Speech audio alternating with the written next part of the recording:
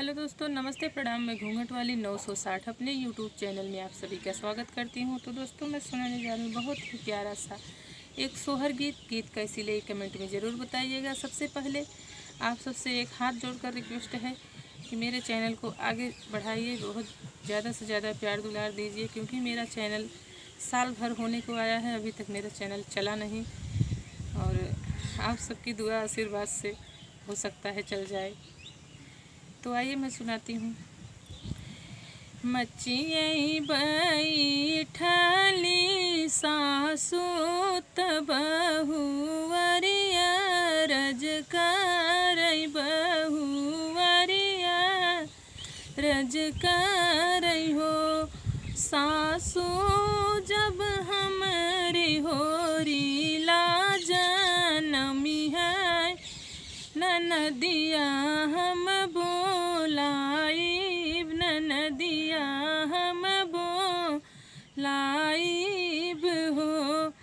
होत बिहा इतनी बचन सुनी सासु बहू से रजकार बहू से रजकार हो।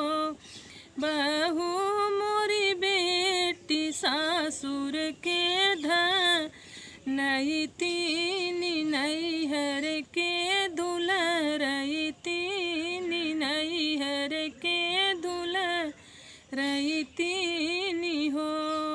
बहू जब तोहरे होरी लाजा नमी है कंगनवा पाही रायु कंगनवा पाही रायु हो। होत बिहान पहर फाटे निहोरी ला जनम ली है, होरी ला जनम ली है हो। बहिनी बजैला गियांगना बधैया हो, उठन लागे सोहर उठन लागे सोहर हो। उहवा से उठलिनी सासु बहू के अगवा, ठाढ़ भई बहू के अगवा ठाढ़ी भई हो।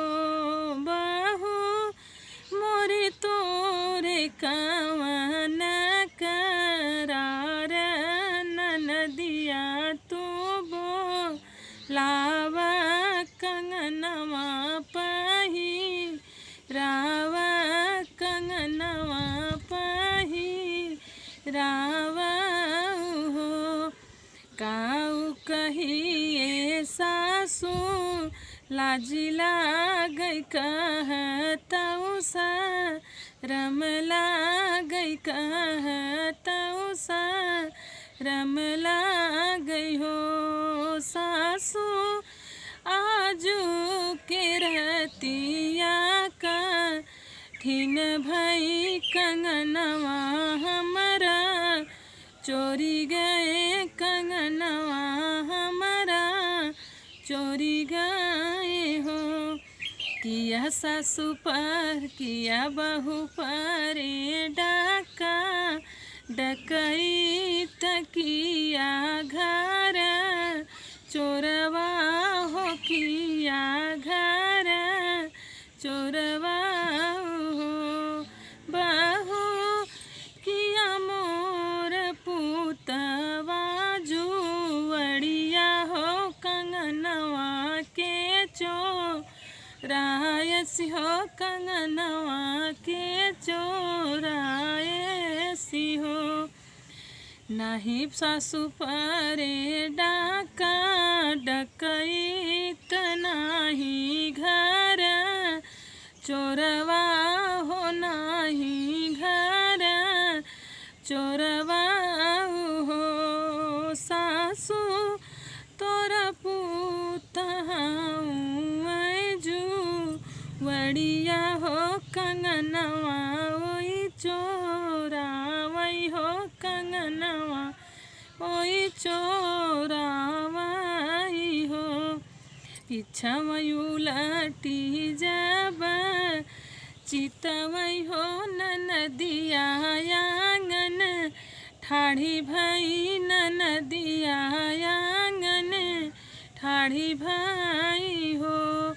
भौजी काहे खातिर मनवा उदास हो जवानी घरा लाल भय जवानी घरा लाल भय हो।